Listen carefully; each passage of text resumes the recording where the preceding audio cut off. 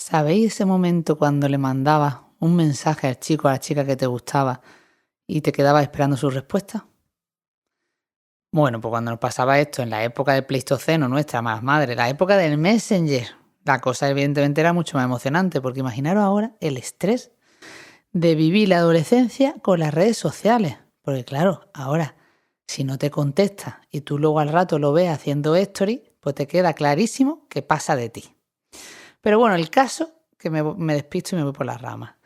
Hoy os contaba esto porque la invitada de hoy es de esas mujeres que admiro tanto que cuando me dijo sí al podcast me entraron sudores fríos.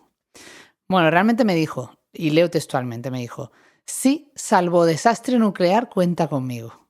¿Qué pensé yo? Verás tú, febrero, que venga con grande acontecimiento histórico por tal de emular a enero. Pero oye, parece que aquí estamos. Y hoy voy a conversar con ella, para placer de mis oídos y de todas vosotras, con Ana Pastor, periodista y presentadora al mando del Objetivo. En una semana que, como sabéis, es muy importante para mí, porque cumplimos 5 o 6 ya años de ese primer 13F en el que lanzamos nuestro primer estudio por la conciliación. Una semana en la que vamos a volver a alzar la voz, a levantar nuestro grito por la conciliación. Porque no renunciamos, malas madres, y hoy hablaremos con ella de nuestra lucha social y de mucho más. Quédate conmigo y con Storytel, que vamos a por el episodio número 15 de nuestro podcast. El podcast del Club de Malas Madres. Capitaneado por Laura Baena, la mala madre jefa. Una mala madre más con mucho sueño, poco tiempo libre y ganas de cambiar el mundo. Un podcast de la mano de Storytel para reírnos, compartir nuestras miserias, sentirnos menos solas, más malas madres, menos madres perfectas, lanzar la capa de Superwoman y la culpa bien lejos y reivindicar una conciliación real. Bienvenidas, malas madres, porque mal de muchas, consuelo de malas madres. Hace una semana reflexionaba en mi columna de La Sexta sobre la jornada de los 4 días, malas madres. Se trata de una propuesta que ya se hizo el año pasado, pero que ha resucitado ahora, en plena tercera ola, para hacer un proyecto piloto en España. Os cuento, una partida de 50 millones de euros, 50 millones de euros, es que cuando dice una cifra así es como que la dices rápido y te parece poco. 50 millones de euros, eso que no va a ganar tú ni yo en toda una vida, destinada a poner esta jornada en algunas empresas que quieran participar. El objetivo es interesante, claro que sí, demostrar que una jornada así no tiene por qué bajar la productividad, sino que incluso puede mejorar la productividad. Ya se ha hecho en otros países, como por ejemplo en Alemania, y ha funcionado, ¿vale? Pero claro, este tipo de planes en plena pandemia, en plena tercera ola, cuando a diario renuncian miles de mujeres por no poder trabajar y cuidar, cuando se deniegan los derechos del plan Me Cuida, o no se plantea el teletrabajo por imperativo legal, o con perspectiva de género. Pues yo qué queréis que os diga, no lo entiendo, me supera y me cabrea infinito. Y no permito sobre todo una cosa, que me lo vendan como mejora a la conciliación. ¿Mejora la conciliación cuándo? Necesitamos ahora, malas madres, no me voy a cansar de decirlo, medidas efectivas, porque esto no es conciliar. Porque sí, claro que sí, y me dirán los economistas y los visionarios de la vida que hay que ser ambiciosos y mirar al futuro y trabajar en planes de futuro hacia una conciliación pues mucho más allá. Sí, pero sin olvidar una cosa importante, las realidades sociales que vivimos cada día. Llámame loca, pero ¿y si en vez de probar esta jornada de 4 días, yo digo que además de suponer unos costes sociales para las empresas que a día de hoy están luchando por sobrevivir, ¿por qué no si en vez de probar esa jornada de 4 días, probamos a trabajar 5 días, pero con flexibilidad horaria y conciliación real? Porque si al final va a haber un proyecto piloto de algunas empresas que prueben esto y el resto vamos a seguir sin poder conciliar, esto en vez de ayudar y arrastrar como ejemplo positivo lo que va a crear encima más frustración y más desigualdad social. Ay, la conciliación, ese cuento chino que nos creímos, malas madres. El otro día una mujer me decía en un debate, una charla que tuve, la conciliación, Laura, no puede ser solo cosa de mujeres.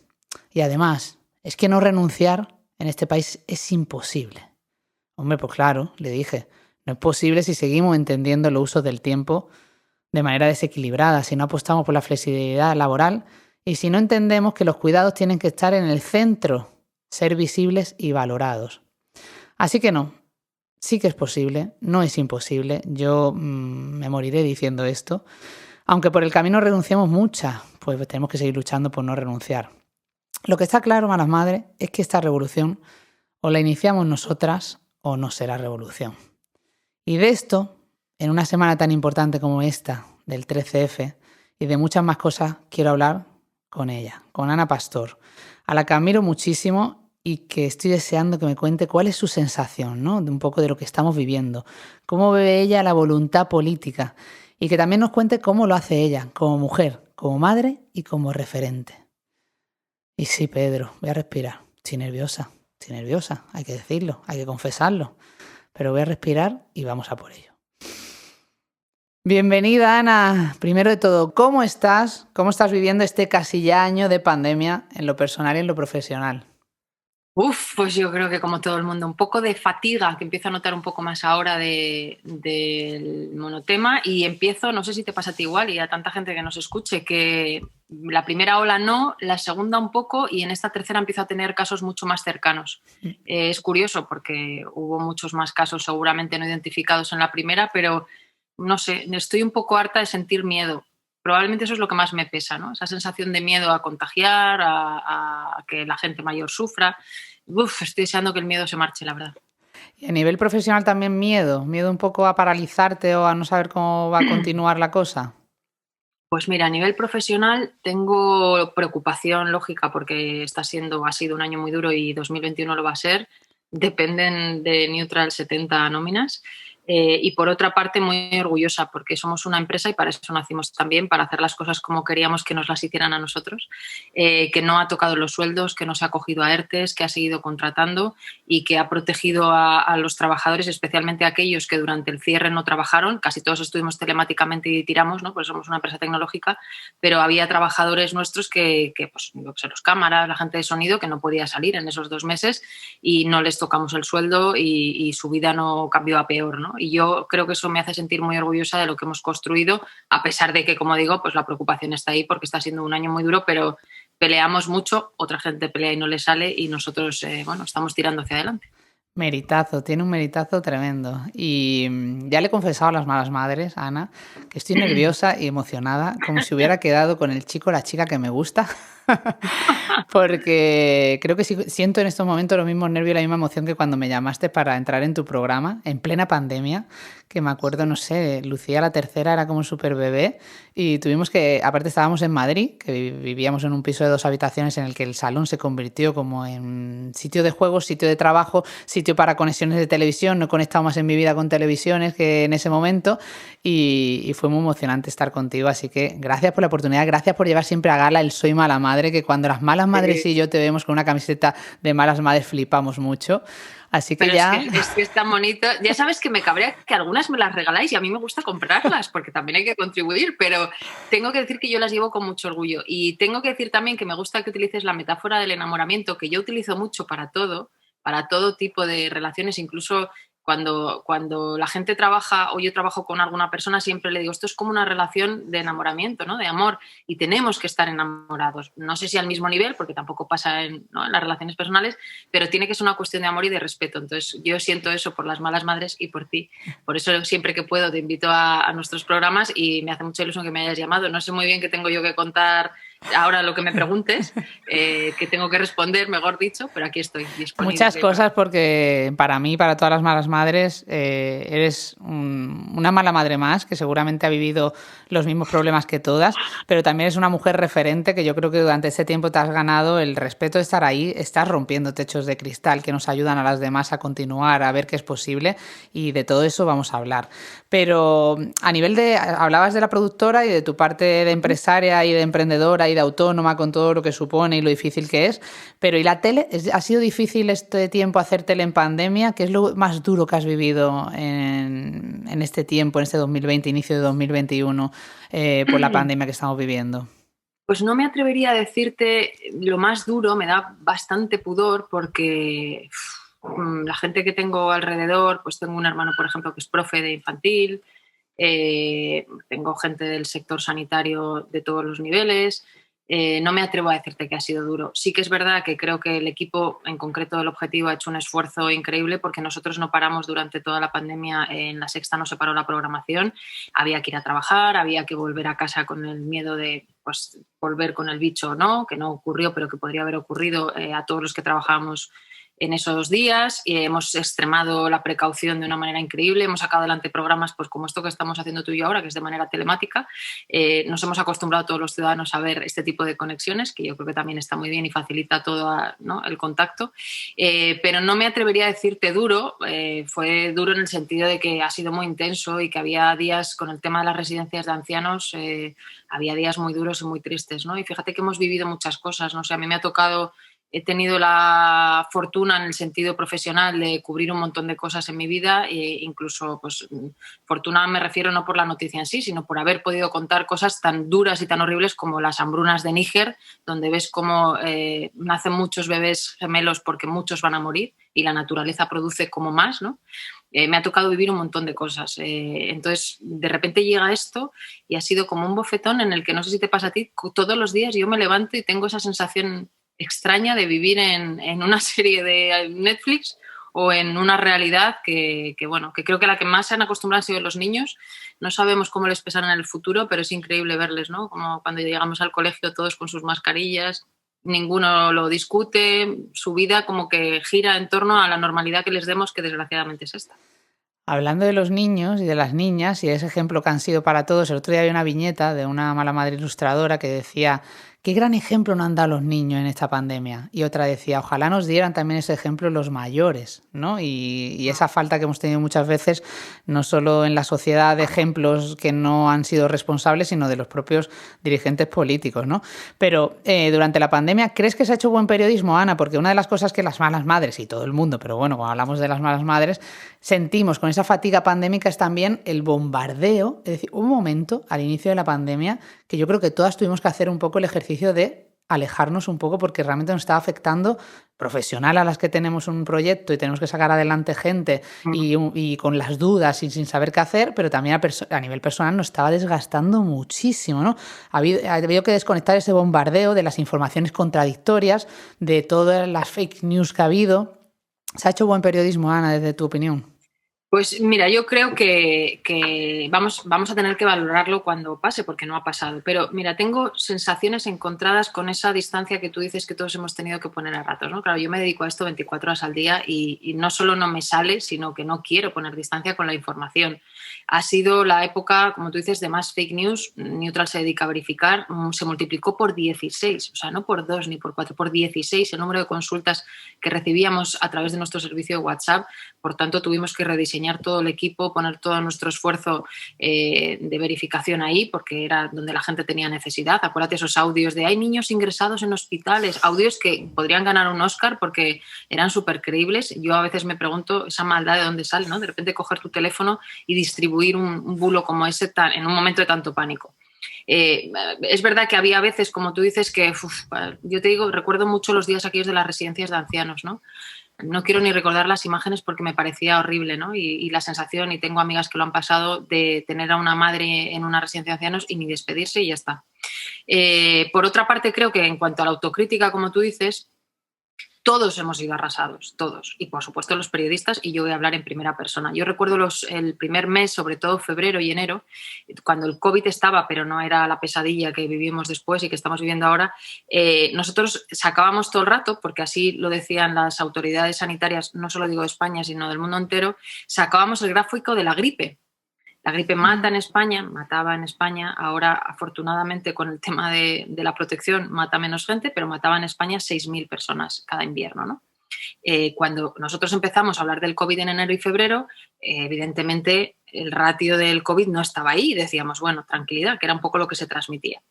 En la misma cadena, estoy hablando del Objetivo, en la misma cadena, Al Rojo Vivo desde enero decía que el Mobile Congress tenía que ser suspendido, que estábamos ante una situación muy peligrosa y que entonces, bueno, fíjate, yo vivo con la persona que hace Al Rojo Vivo, trabajamos en la misma cadena y proyectábamos, digamos, matices diferentes, vamos a decir, ¿no? Yo realmente soy de las que pensé que no iba a ser para tanto y no solo no me importa reconocerlo, sino ojalá hubiera acertado. porque no estaríamos como estamos. Pero la realidad es que no fue así. Tuve a Fernando Simón en el programa, hubo público preguntando en directo, un poco como lo que tú participaste en alguna ocasión en El Objetivo. Hubo una enfermera, hubo gente preguntando en directo, y la realidad que yo vivía en ese momento y la información que se tenía, pues empezando por la OMS y terminando por Fernando Simón, era la que estábamos transmitiendo. Dicho lo cual, creo que si le exigimos al gobierno que un comité de expertos independientes haga una revisión de lo que se ha hecho mal y de los mensajes, como tú decías, contradictorios, no está de más que pensemos, y yo esa autocrítica la he hecho, y por eso recuerdo, por ejemplo, lo de la gripe, que quizá nos hemos lanzado muy al principio ante el susto que veíamos alrededor a decir, bueno, esperad un momento. Si eso se ha interpretado como que no le dimos importancia, pues en mi caso ha sido un error, efectivamente. Hombre, es una realidad que si sentíamos presión, los que no estamos delante de la cámara, los que no estamos dando la información cada día, imagino la presión, la tensión, la de información, la de contrastar a minuto todo lo que iba llegando, tuvo que ser estresante de manera increíble, ¿no? Sí que es verdad que, bueno, que al final se ha priorizado, ¿no? Nosotras, yo recuerdo que aparte cuando hablamos la primera, hemos hablado 2 veces durante la pandemia, la primera fue por la conciliación y la segunda fue con Salvadorilla, que me diste la oportunidad de hacer una pregunta que no me contestó, pero bueno, eso luego hablaremos también de lo que es hacer preguntas y que no te conteste, pero que tú sigas, insistas, que antes de empezar a grabar decíamos, pero yo, es que lo que más nos gusta de ella es eso, que cuando le hace una pregunta a un político y no le contesta, dice, sí, pero que no me has contestado. Bueno, pero es lo que haría cualquier ciudadano, en realidad. Lo único que a mí me han dado la oportunidad de hacerlo en la tele, pero lo haríamos cualquiera, ¿no? Lo haríamos cualquiera, pero tú estás delante de una cámara de millones de personas y con esa responsabilidad. La mayoría de la gente, y estamos hartos de ver programas de televisión de noticias y de actualidad, en la que el presentador o la presentadora hace la pregunta, no contesta, le contesta a lo siciliano y no vuelve a hacer la pregunta, pero tú insistes y eso me encanta.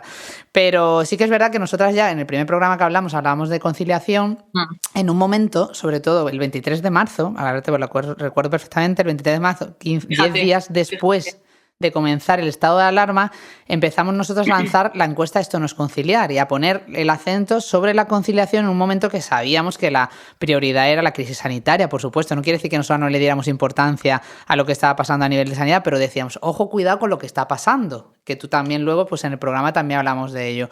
¿Crees que la crisis sanitaria, pese a que sabemos que es la prioridad, ha dejado durante este tiempo a un lado temas tan importantes como la igualdad y la conciliación, Ana? Absolutamente. Mira, creo que como tú dices, es indiscutible. Hay una crisis sanitaria como nunca hemos vivido y que espero que no volvamos a vivir. Por debajo de esa capa tan profunda, preocupante y que no hay que decir mucho más, hay otras muchas, ¿no? Ayer veíamos el cáncer. ¿Cuántos casos no se han detectado durante la pandemia? Violencia de género. ¿Cuántas denuncias? Creo recordar que un 14% más pasado la época dura del confinamiento ha habido. Y por supuesto, es que no me cabe ninguna duda. Mira, ayer alguien recuperó un titular de hace un año del diario El País, una entrevista con Arzuaga, al que yo adoro. Arzuaga decía, la vida no puede ser trabajar de lunes a fin de semana y el sábado ir al supermercado. Eso lo decía hace un año. Entonces, yo también tengo en esto sensaciones encontradas porque, por un lado, yo estoy muy educada en esto es lo que hay. Y punto, ¿no? Vengo de una familia en la que es así, esto es lo que hay. Entonces me considero una privilegiada en el sentido de, es que lo puedo contar, es que mi madre está bien, los abuelos de mis hijos están bien, no voy a decir nada y me he acostumbrado a la situación. Y si tengo que estar así 3 años, tengo que estar bien. Es cierto que yo tengo trabajo, la persona con la que vivo tiene trabajo y estamos todos con salud, ¿vale? Pero es verdad que hay mucha gente con esa fatiga, ¿no? Y al final pesa muchísimo porque en el tema de la igualdad ahora los niños han vuelto al cole, que menos mal. Pero tú tienes niños más pequeños, seguramente en edad de no escolarizarlos, hay muchas mujeres que los tienen así y eso ha pesado claramente porque al final los datos estadísticos del paro hablan de mucho más paro en mujeres históricamente y también ahora, y en el tema de la igualdad, evidentemente, y creo que esto nadie lo puede discutir sin mala fe, la igualdad nos pesa más a nosotras y es así. Es verdad que ahora se empiezan a dar pasos, ¿no? El tema de los permisos, pero la pandemia claramente una de las capas que ha dejado ahí abajo es el tema de la igualdad, que los pequeños avances que se están dando se paralizan durante un año y un año es muchísimo tiempo, ¿no?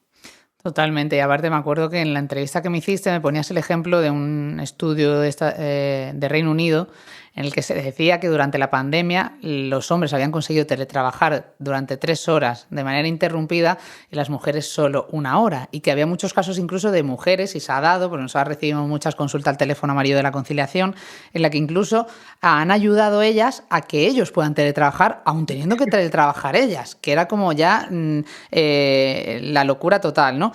Pero luego de repente, pues bueno, me das la oportunidad de estar en el otro programa con Salvador Illa. Evidentemente yo le tengo que preguntar por la conciliación y le pregunto al nivel de que realmente, si hubiera políticas, si se hubieran aprobado las medidas urgentes de conciliación que decíamos, como por ejemplo teletrabajo por imperativo legal, en una situación de crisis como la que estamos viviendo, cuando se pueda, es que realmente eso también afecta a su Ministerio de Sanidad, porque eso va a parar los contagios. Pero en España no se entiende, Ana, no se entiende las políticas transversales, no se entiende que al final un tema como la conciliación y la igualdad tiene que estar en todos los ministerios. Todo.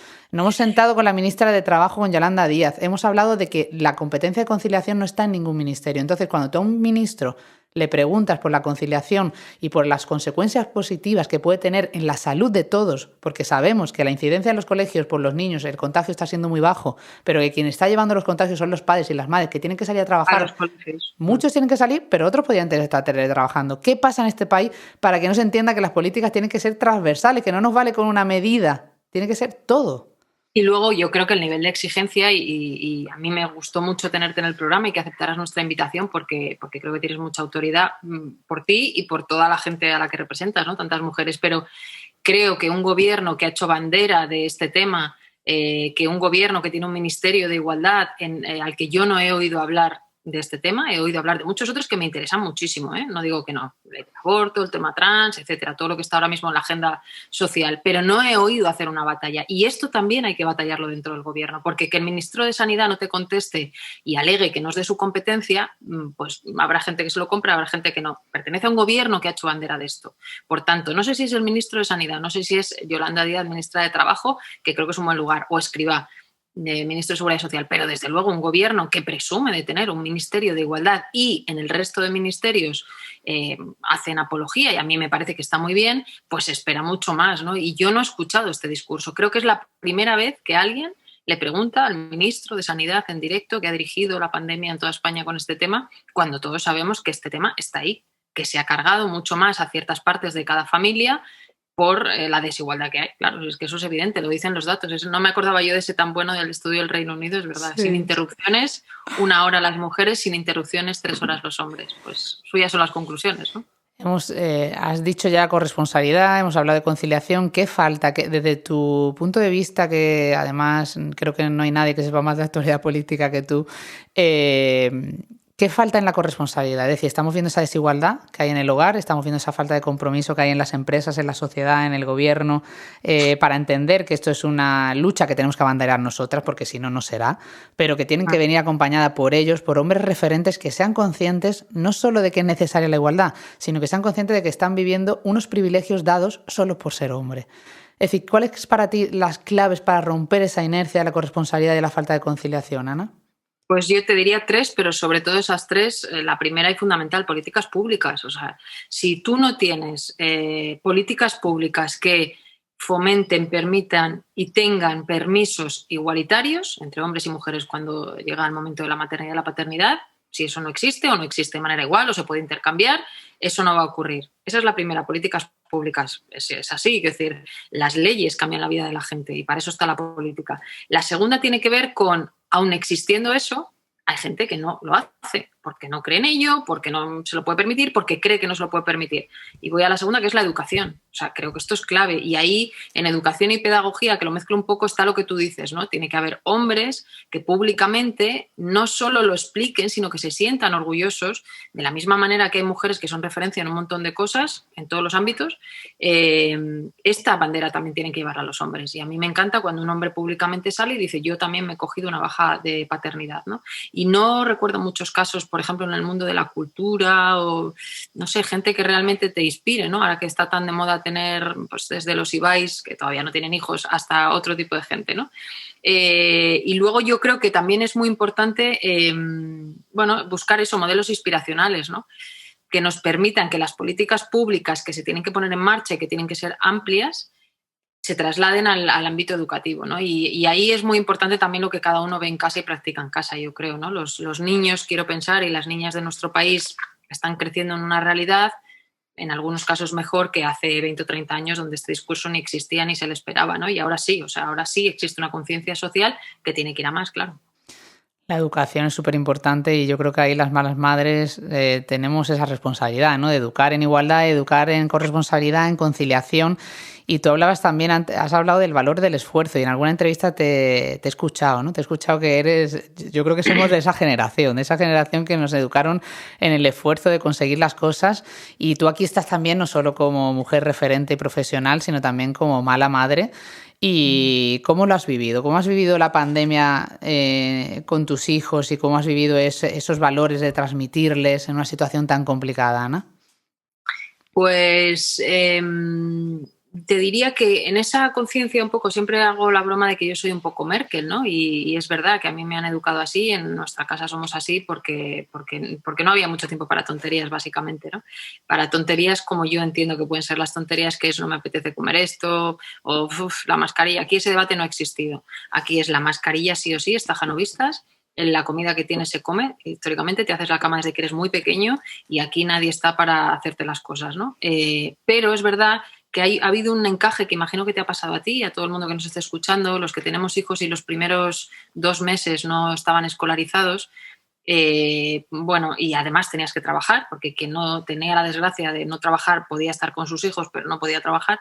Era un encaje muy complicado, ¿no? Porque estaba, por ejemplo, como yo ahora, haciendo algo en directo, en una reunión, y yo tenía al pequeño a mi lado intentando hacer deberes de cosas que no habían dado en el cole, que no tenía con quién contrastar ni a quién preguntarle, y dándome en el brazo, porque en esta casa somos muy de estar muy pegados, pidiéndome ayuda, ¿no? Entonces, bueno, al final pues era muy complicado, pero también te digo, me parece que es lo que hay, lo hemos sacado adelante. Yo he aprendido mucho también a tener más paciencia, ellos han entendido también que es una situación muy nueva en la que todo el mundo tiene que aportar, en la que todo el mundo tiene que exteriorizar también lo que le pasa, y seguramente, espero que no vuelva a ocurrir, pero creo que hemos aprendido todos mucho, ¿no? Por lo menos aquí en esta casa hemos aprendido de lo que sí y de lo que no, y de redistribuir otra vez los roles, ¿no? Que yo creo que eso está muy bien, porque los niños, si ven que todo el mundo colabora, se suben a la ola de la colaboración, ¿no?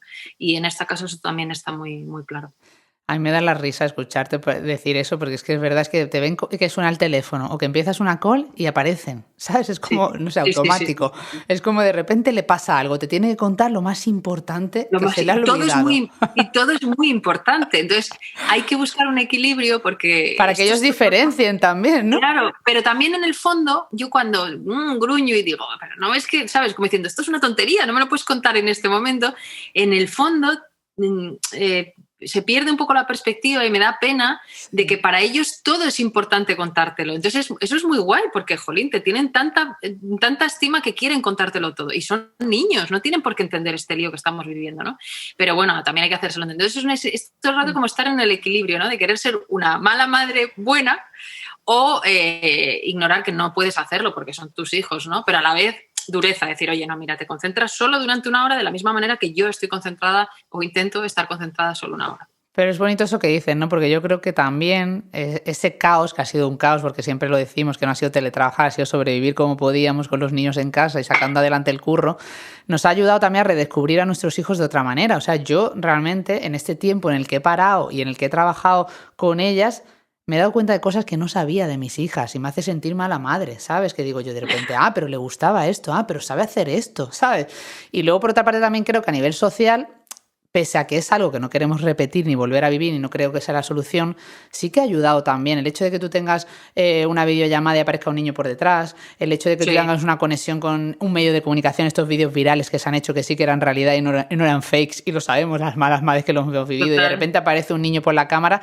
Yo creo que necesitábamos un poco de normalizar que los niños y las niñas existen en la sociedad. ¿No te parece? Totalmente. Me encanta esa reflexión porque además... es nuestra vida diaria. Yo siempre cuando fui madre pensé la cantidad de cosas que hacemos las mujeres solo con una mano.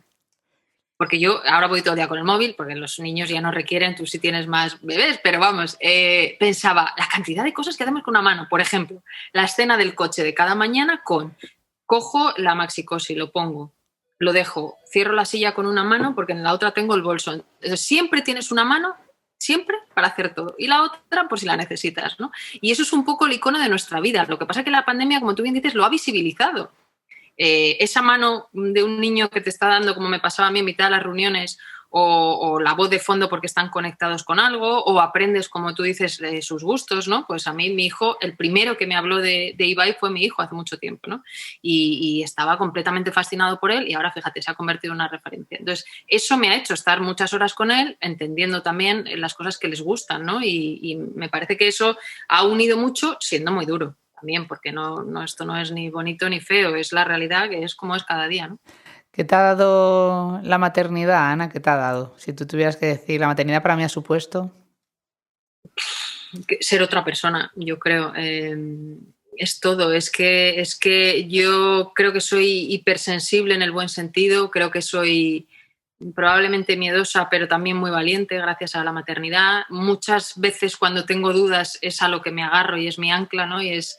me pasa algo, ¿no? Pues yo qué sé, desde Ahmadinejad, que mi hijo acaba de nacer, o hasta cualquier tontería del día a día del trabajo, me agarro, ¿no? Me agarro a qué pensarán ellos cuando vean esto con ojos de adultos, ¿no? Y lo único que quiero es que estén orgullosos, incluso sabiendo que me equivoco, que evidentemente lo hago, pero que piensen que lo hacía con el ánimo de que cuando mires hacia atrás digas, pues no lo hice tan mal, ¿no? O cuando tus hijos hablan de ti y entienden lo que haces y entienden también este caos de vida que tenemos, porque esta casa es más una redacción que una casa, pero bueno, luego te vas encontrando cosas. Aquí tengo un papel que hizo mi hijo el otro día sobre homofobia, machismo, etcétera, que lo leí y me puse a llorar. Me lo encontré en casa y me puse a llorar y era una cosa del cole, ¿no?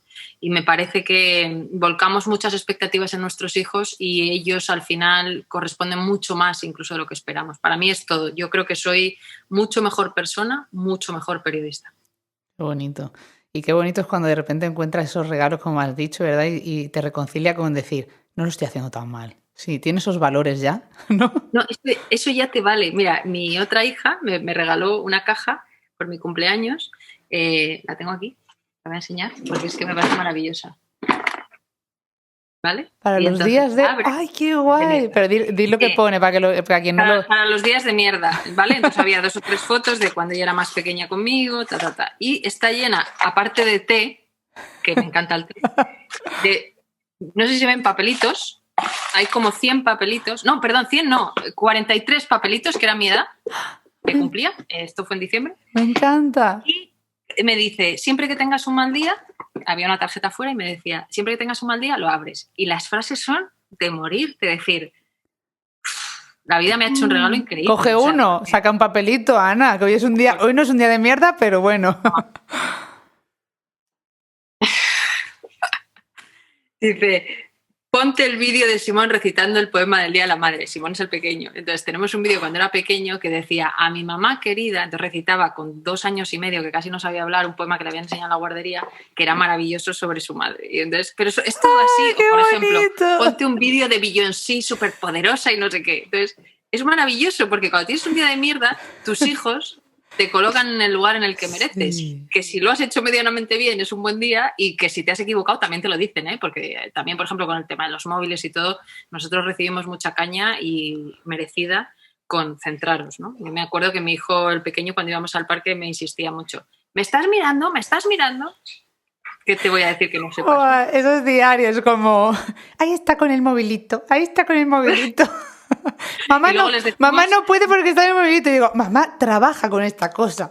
Sí, pero les da igual. Yo también le digo lo de trabaja, pero les da igual. Y además está bien que les dé igual. Sí. Está bien. Y yo prefiero que sean mi conciencia todo el rato. Sí. Creo que eso también nos hace mejores, aunque haya ratos que digas, oye, ya está bien que estoy trabajando. Sí, pero es muy guay que te bajan a tierra. Y una de las cosas que también, evidentemente, no se puede comparar, pero a mí me ha pasado, ¿no? A lo mejor, yo qué sé, pues estás en Madrid de repente en un día en el que te tienes que poner guapa, ir a recoger un premio y en ese momento el ego te viene arriba, porque todos tenemos nuestro ego y de repente dices, joder, tal, no sé qué, no sé cuánto, no, vaya día, tal. Y de repente vuelves a casa, y la niña está mala, o de repente acabas gritando, o es un día de mierda, como dice tu hija, y de repente dices tú, se te quitan todas las tonterías. Entonces, tú, Ana, que estás en un nivel muy top, a nivel de mujer profesional, de todo lo que vives, de la gente con la que tienes la suerte de entrevistar, de estar ahí, porque estás ahí muy arriba y nos hace sentir muy orgullosos a todas, la maternidad también te hace eso, ¿verdad? Te baja a tierra y te quita las tonterías. Y ser hija, mira, yo tengo una anécdota buenísima. Mi madre, que lo he contado muchas veces, ¿no? No tuvo la oportunidad de estudiar, se vino a Madrid con 12 años a limpiar casas y es una de las personas más hábiles que yo conozco en todos los sentidos, porque con 70 y pico, ahora ya tiene 80 y algo, pero con 70 y pico años decidió que quería aprender, por ejemplo, a conectarse así. Y fíjate lo bien que le ha venido ahora, porque 10 años después es una súper experta en mitad de la pandemia. Pero bueno, digamos que no ha tenido muchas herramientas en la vida, pero tiene muchas más habilidades que yo y que mucha otra gente, ¿no? Y yo le debo mucho también a ese esforzarse aunque no tengas las herramientas. Y bueno, total, que cuando yo salí de Televisión Española en aquellas circunstancias y me fichó CNN, claro, a mí de repente, después del horror que fue lo de la 1, que yo lo pasé fatal, me llama CNN para trabajar y entonces una de las primeras personas a las que llamo es a mi madre, claro. Y yo, mamá, porque ella lo había pasado también muy mal con aquella salida y tal. Y le digo, me ha fichado CNN, me llaman para ficharme. Y me dijo, mira, cariño, es que me pillas en la ferretería. Estoy intentando comprar, no me acuerdo qué, se la había roto, que ya luego me llamas y me lo cuentas. Y me colgó. Y esta es la realidad, o sea, la maternidad, en este caso yo soy la hija, pero con los hijos es lo que dices tú. Dices, tú estás preparando, pues yo qué sé. Yo tengo dentro de unos días el debate, las elecciones catalanas, en fin, bueno, todos los líos que tengo. No, que es un hito, cuéntalo, es un hito. Vas a el debate ese, me parece. Este debate a 9, que va a ser tela. Pero yo estoy ahí intentando, ¿no? Tus preocupaciones, tus miedos, lo haré bien, no sé qué. Bueno, constantemente cuando, por ejemplo, tienes que moderar un debate, que ya nos pasan las elecciones generales, es mucha responsabilidad. Y claro, de repente tu hijo lo único que quiere es que le expliques una cosa del cole y para él es la única batalla importante. Y tú estás intentando decir, pues para él es lo mismo, es igual de importante o más, ¿no? Entonces está muy bien porque la vida te coloca, los hijos te colocan y la familia yo creo que te coloca, y yo soy súper familiar en el lugar en el que te mereces, insisto. Entonces si lo haces medio bien, pues será un buen lugar. La maternidad te baja el ego a la fuerza, Ana, no queda otra. A veces te lo sube. ¿Sabes lo que me gusta? Porque como tú dices, todo el mundo tiene ego, ¿no? Y yo creo que hay un ego que no nos gusta, incluso no nos gusta seguramente reconocer que existe, ¿no? Que es ese que dices tú de, pues hoy me veo bien y tal, pero la maternidad tiene un ego que es incomparable y que es el único que para mí tiene un valor increíble, ¿no? Que es cuando te miran de esa manera. Es que escribirlo, porque ni siquiera tiene que ver con el amor, ¿no? Es cómo te miran, ¿no? Que tú dices, ay, no le falles ahora, que te está mirando de una manera, ¿sabes? No sé, es como una responsabilidad y a la vez es tan bonito, ¿no? Cuando tus hijos te miran de esa manera como esperando algo bueno o importante de ti, para mí ese es el ego más importante. Y en este mundo que hablábamos de la desigualdad real que hay, que es una realidad, ¿cómo se vive la desigualdad cuando estás ahí arriba, cuando eres una mujer con éxito, cuando realmente consigues cosas, cuando estás dando pasos para romper ese techo de cristal que a mí me parece importante para luego poder mover también el suelo pegajoso que siempre hablamos, ¿no? Hay que tener esos referentes ahí de mujeres. ¿Cómo has vivido un poco el éxito como mujer? ¿Has tenido que vivir situaciones difíciles? Me da también pudor porque cada vez que tú mencionas dónde has llegado, dónde estás, yo creo que es todo bastante ficticio, ¿no? O sea, yo me siento muy orgullosa de los pasos que doy, incluso los pasos equivocados, porque también de esos he aprendido. Me gusta mucho pensar que soy una de las mujeres que más pues, debates ha moderado o que dirijo un programa o que he montado una empresa. A mí eso me hace sentir muy orgullosa. Pero creo que es en esas escaleras, porque no creo que se haya llegado a ningún sitio todavía, en esas escaleras lo más importante es la generosidad. Es decir, si yo monto una empresa, que era mi sueño estar en el lugar en el que a mí me habría gustado estar y por eso hemos creado este ecosistema neutral, en el que estos valores que para mí son tan importantes no existen, pues vaya éxito más fracasado, ¿no? Entonces, para mí es muy importante que cuanto más lejos creas haber llegado, que yo creo que eso es muy relativo, tu generosidad va aumentando, no igual, sino mucho más. Generosidad no lo digo en el sentido tontorrón de la palabra, no, lo digo en cuanto a valores. Es decir, Para mí el teletrabajo, tú lo has dicho, es muy importante. Es verdad que en los procesos creativos, y el periodismo es un proceso creativo en algún sentido, es muy complicado, especialmente para la gente más joven. Estar en una redacción ayuda mucho y eso lo hemos perdido con la pandemia. Entonces me está costando también, ¿no?, a la gente entrar en eso, pero también hemos tenido casos de gente que su padre o su madre tenía una enfermedad muy grave y estaban lejos de casa y les hemos dicho, no, te vas a casa, acompañas a tu padre o a tu madre en un proceso tan duro antes de la pandemia y hacemos lo que podamos. Como empresa, pues si puedes trabajar bien y si no, pues ya veremos lo que hacemos. Y a mí me parece que eso habla de cómo combatir también la desigualdad a muchos niveles. Yo siempre digo raíces y alas. Tienes que saber de dónde vienes. Yo vengo de la madre que vengo de la familia que vengo, estoy rodeada de gente que tiene un sufrimiento diferente al que yo tenga, y alas para soñar y para aspirar a que esto pueda ser mucho mejor, ¿no? Yo creo que somos un país mucho mejor cuando nos reconocemos lo que no funciona, no cuando lo tapamos y aparentamos que es todo Instagram y toda la vida es feliz, ¿no? No es verdad. Qué bonito, porque cómo vamos a luchar o hablar de igualdad o hablar de conciliación si luego en nuestra casa, en nuestra empresa, en nuestro proyecto no somos ejemplo y mantenemos esa coherencia que es tan importante, ¿no? Totalmente. Y luego, aunque mantengas la coherencia y seas así, pues entras en Twitter un día, ¿no? Ese lugar inhóspito. ¿Qué me dices de Twitter, ese lugar inhóspito? O sea, Ana, tú eres una valiente por mantenerte ahí. ¿Cuánta gente se ha ido? Sí, yo he tenido épocas, ¿eh? Por ejemplo, fue muy duro marzo y abril, muy duro, porque mientras tú sabías que había mucha gente muriéndose, todos lo sabíamos. Había gente que se dedicaba a esparcir odio, ¿no? Nosotros vivimos una campaña tremenda que algún día contaré, que incluso traspasó las redes sociales, muy dura, muy dura. Neutral, el equipo de Neutral, esta familia. Y yo marzo y abril lo pasé mal con eso, porque para mí era como estar diciendo, pero en serio, o sea, en vez de estar enfocados en lo que tenemos que estar enfocados, que es en pedir responsabilidades a los políticos, a los periodistas, a lo que tú me preguntabas antes, estamos enfocados en el odio, ¿no? Y yo creo que el odio no es una ideología. El odio es otra cosa, pero no es una ideología y no debe serlo, ¿no? Dicho lo cual, yo soy muy guerrera, Twitter me gusta, nunca lo había hecho. Sabes que hay dos opciones, que es silenciar o bloquear. Nunca he bloqueado a nadie, pero sí he empezado a silenciar. Y entonces mi timeline es mucho más limpito. La novedad de silenciar mola, ¿eh? Es maravilloso porque esa persona cree que le estás leyendo y que estás envenenada por su odio, y no. Es decir, a mí, por ejemplo, hay un GIF que me gusta mucho, hay dos que me gustan mucho. Uno es los Power Rangers, especialmente con un baile así un poco salsero, y entonces yo pongo buenos días a por el martes o a por el miércoles, y entonces siempre hay gente que te insulta por poner buenos días y a los Power Rangers. Entonces esa gente ya no existe. Sí, gente que se levanta así. O hay uno muy bueno de Diane, que sabes que es la protagonista de The Good Wife, The Good Fight, que se descojona de la risa. Entonces, cuando alguno así se pone un poco cabroncete, porque mayoritariamente son hombres, pues le pongo eso, ¿no? Los trolls, digo, no, mayoritariamente no me insultan los hombres, ni mucho menos, que hay hombres súper interesantes en redes también que aportan y que critican. Si es que a mí me parece muy bien que me critiquen, es donde aprendo. A mí que me den la razón me parece un coñazo. Ahora bien, no me insultes, dime lo que piensas, razonemos, debatamos. Y si no, silenciar. Y el timeline, eso me lo decía mucho Fernando Berlín, que es muy amigo. Me dice, es que yo me levanto y mi casa está muy limpia por la mañana, mi casa Twitter.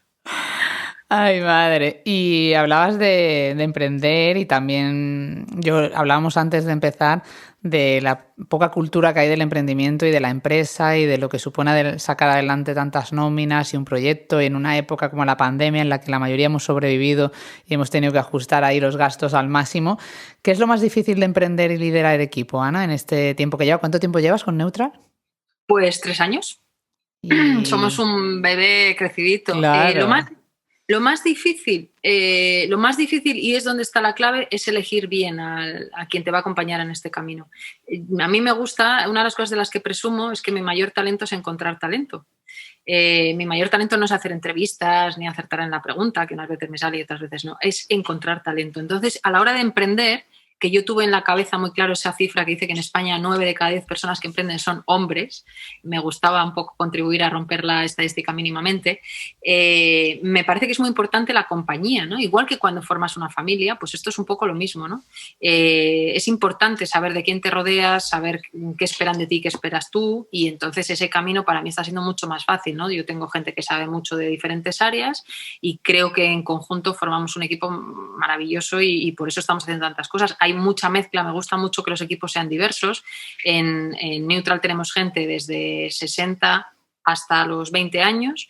Por supuesto, diversidad de género, diversidad ideológica, de opiniones, de experiencias vitales y gente que enseguida se aburre y entonces te obliga continuamente a innovar y gente que te dice, bueno, calma, que no toda la sociedad es así, ¿no? De caducidad rápida. Me gustan mucho los equipos diversos y creo que esa es una de las grandes claves junto con encontrar talento, ¿no? O sea que esa es una de las fórmulas, no sé si de éxito, pero desde luego que nos ha permitido sobrevivir. Yo creo que lo de gestionar personas y encontrar ese talento es de lo más bonito y de lo más difícil a la vez. O sea, de emprender y de liderar un equipo. Ya me pasarás, pásame talentos de esos, que a mí me cuesta verlos, a mí me cuesta encontrarlos a veces. Y bueno, antes, para terminar vamos a hacer un cuestionario rápido, pero antes de eso quiero hacerte una pregunta más porque hablábamos al principio de la fatiga pandémica, de que estamos llegando ya al límite y en Malas Madres tenemos como un objetivo que es cuidarnos, ¿no? Y no olvidarnos de nosotras y no perder la identidad como mujer cuando somos madres, pese a que el tiempo con ellos sea maravilloso, necesitamos tiempo para nosotras. ¿Cómo se cuida, Ana? Que esto seguro que a las Malas Madres le va a gustar saber. ¿Cómo te cuidas? ¿Cuál es tu hora de cuidarte? ¿Cuál es el rato para ti?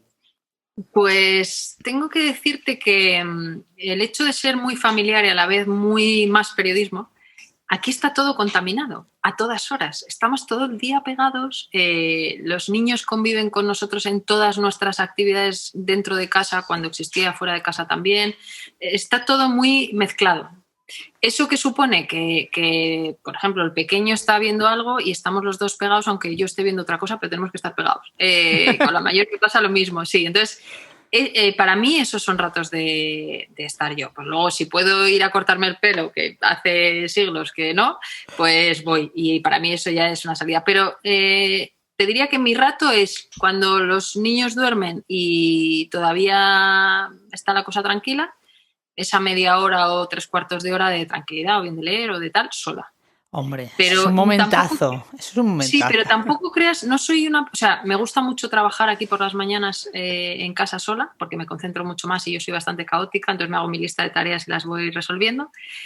Cuando estoy con gente me encanta hablar y me encanta comentar, entonces los periodistas tenemos ese problema, me cuesta más concentrarme, pero ahora a mí eso me ayuda a estar aquí sola. Y me gusta estar acompañada.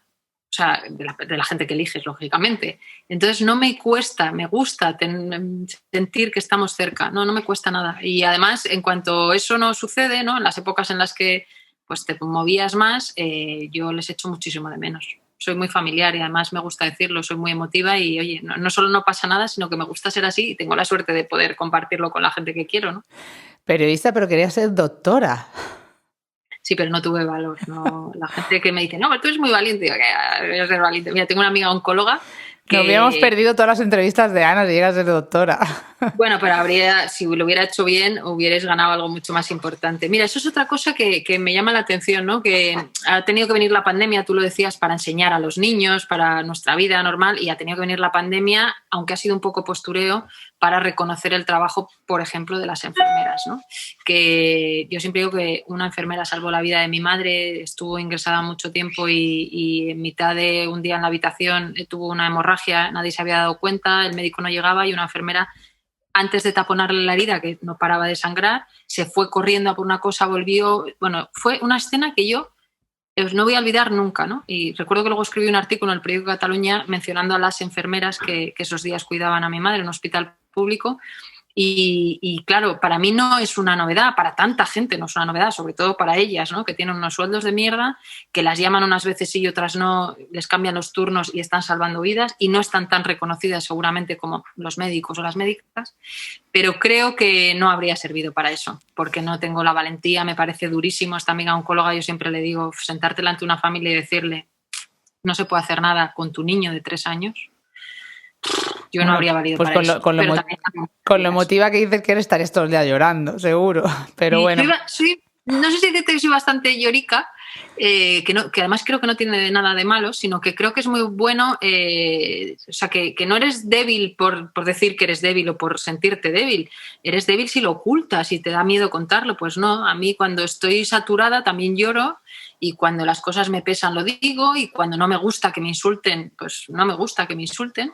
Y está bien decirlo. Es que no creo que seamos menos fuertes, al revés. Yo creo que eso es una fortaleza, por poderlo decir. Otra gente se lo guarda y tiene una úlcera. Yo no. Mostremos las emociones, seamos vulnerables y no tengamos miedo por ello. Bueno, pues vamos a por ese cuestionario último, que ahora pone nuestro querido Pedro, pone una musiquita para animarnos, que no escuchamos nosotras, pero que luego escuchan las malas madres. Y vamos a por el cuestionario. Venga, son 10 preguntas para contestar rapidito, ¿vale? Venga.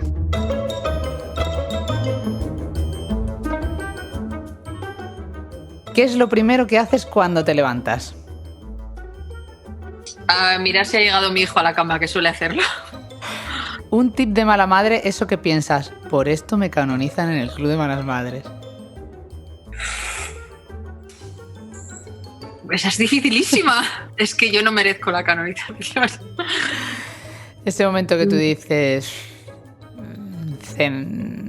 ¿Cuál es tu debilidad? Seguro que hay una debilidad por ahí, tipo tirar de paquete de salchichas por la noche cuando no tienes bueno, tiempo. eso sí, por favor, eso sí, si eso merece canonización, soy de... ¿No te apetece un sándwich de jamón y queso? Porque yo además cocino fatal. Ferreras cocina muy bien, yo cocino fatal. ¿No te apetece un sándwich? Tengo un jamón de york. Esa es. Un lugar donde huir que te dé paz. Cuando podamos huir. Cádiz, cualquier lugar de Cádiz, sí, el mar. Bueno, pues cuando venga por Cádiz, ya sabes, pásate por Málaga. Sí. ¿Por qué eres feminista, Ana? Porque quiero que mi hijo y que mi hija no sean iguales, sino que tengan las mismas oportunidades. La experiencia que más te ha marcado. La maternidad, seguro. ¿A quién le dedicarías el premio de tu vida? A mis hijos, no hay ninguna duda. Espero que me lo dediquen ellos también a mí, pero a ellos, seguro. ¿Cómo te gustaría que te recordaran como madre? Te diría que como valiente y muy pesada, eso va a ser inevitable. Como todas las madres. Así se consiguen muchas cosas, ¿eh? Yo he conseguido incluso entrevistas siendo muy pesada. Y hablando de entrevista, te podría preguntar cuál ha sido la más difícil, pero no. Quiero preguntarte cuál ha sido la mejor entrevista que has hecho. La mejor, yo creo que no te sabría elegir. Una de las que más me ha gustado hacer ha sido a Malala. ¿Recordáis a Malala? Aquella niña que recibió un balazo. Buah, brutal. Pues tuve la suerte de ir a Londres a entrevistarla y me gustó mucho. Pero es que no podría elegir. Bueno, pero has elegido una muy buena. Pero mira, te voy a elegir otra niña. Una chica española que entrevistamos un día en un especial de violencia de género, cuya madre había sido maltratada y lo contaba de una manera a la vez tan tierna, tan inocente y tan cruda, que me parece que esos son los personajes también que componen un poco la historia de las entrevistas que yo he hecho, que no todos son políticos, aunque los políticos tienen que proteger a esas Patricias, a esas Malalas, ¿no? En todos los sitios del mundo. Pero qué maravilla, qué bonito que sean personas anónimas las que elijas. Un libro que te haya cambiado la vida, Ana. Qué difícil eso, porque me gusta mucho leer. No, te voy a decir uno que me vuelve loca. Venga, El olvido que seremos, que además ahora se convierte en peli. Vale. Que os recomiendo, porque es la visión de un padre, de un hijo sobre su padre. Lo apuntamos. Bueno, pues ha sido maravilloso tenerte. Yo sigo emocionada todavía, nerviosa, malas madres. Creo que os va a gustar mucho y no dejes, por favor, de seguir preguntando lo mismo a los políticos y a las políticas cuando no te contestan, Ana. Esto prométeme que no lo vas a dejar de hacer. Es que no puede, uno es como no puede evitar dejar de ser. Y yo soy pesada, ya te lo he dicho. Soy así como madre, como todo, como pareja, como periodista. Aquí, que te interrumpo cuando me vas tú a decir algo, no voy a dejar de hacerlo. O sea, tendría que dedicarme a otra cosa. Pero no. Voy a seguir preguntando, aunque moleste, eso no tengas duda. Y antes de despedirte, Ana, en cada capítulo siempre recomiendo un audiolibro o un libro electrónico que gracias a Storytel hacemos posible técnicamente este podcast. Y para ti había pensado en uno que encontraba anoche, porque estaba buscando el audiolibro que recomendarte, y es Siempre han hablado por nosotras, feminismo e identidad. Que seguro que lo digo mal la autora, pero es Nayat El Hamid. Y comienza diciendo algo maravilloso. Mira, dice: si digo feminismo, digo libertad. No digo la libertad de elegir, no la libertad de consumir. Cuando digo feminismo, cuando digo libertad, me refiero a vivir sin que me releguen a un segundo plano, sin que mi existencia, mi opinión, mi dolor valgan menos que la existencia, la opinión y el dolor de mis hermanos hombres. ¿Qué te parece? Brutal, ¿verdad? Maravilloso. Es que lo resume todo y lo bien que lo has dicho. Es que no somos más, pero no somos menos. Total. Pues con eso me quedo y con el agradecimiento de que hayas sacado este ratito para nosotras, para las malas madres, que te admiramos, que te queremos y que ha sido un placer, de verdad. Mil gracias, Ana. Al revés. Sois una inspiración, tú lo sabes además, que yo me siento muy parte de lo que representáis y me parece muy guay que este país os tenga, porque creo que también sois marca España en muchos sentidos y sois muy necesarias. Así que sigamos batallando. Muchas gracias. Seguiremos luchando y no renunciamos. Eso. Chao.